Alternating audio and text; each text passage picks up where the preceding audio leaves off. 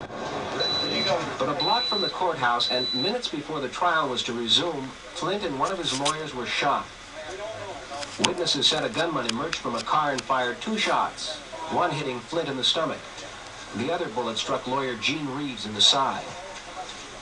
The men were rushed to a hospital and immediately sent to surgery.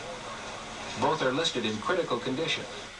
That was NBC Nightly News on the day that Hustler magazine's Larry Flynt was shot outside a Georgia courtroom.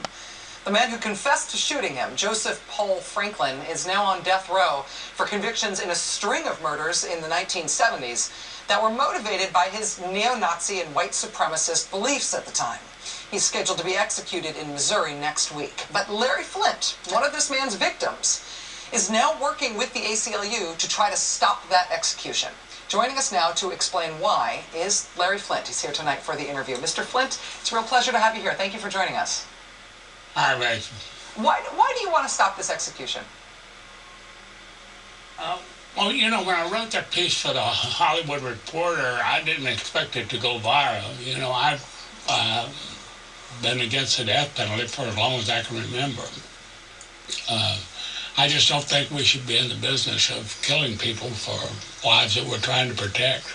Is there part of you for which it is difficult to separate that long-held political belief of yours from, I would guess, an understandable anger or desire for vengeance against the guy who put you in a wheelchair for life?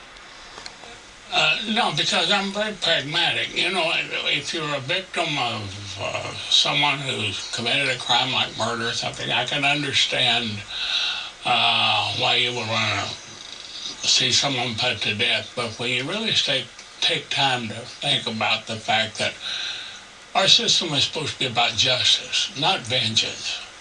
And when someone sets out to commit a crime like murder, they don't stop and think, well, am I going to get the life in prison or am I going to get the death penalty if I do this? That's not the way they think.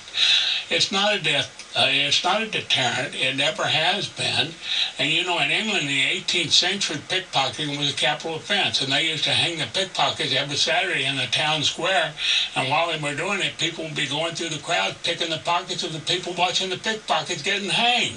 So I think the British caught on very early. You know, the capital punishment was not a deterrent. And when you look at the biggest proponents in the world of capital punishment, the 3 biggest are Iran, the United States, and China. Why do we want to be lumped in with them barbarians? You know, I can understand, you know, people wanting justice. I just don't understand vengeance.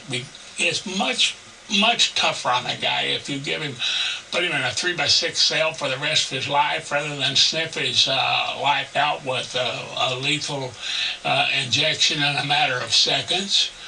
But as far as how they're putting these people to death, I want to remind you, Rachel, that a few years ago down in Florida, they was having trouble with the electric chair, and they kept hiding the issues because people were actually burning up, getting caught on fire, and there was a lot of suffering. They weren't dying right away, and I think maybe Florida has solved that problem by now.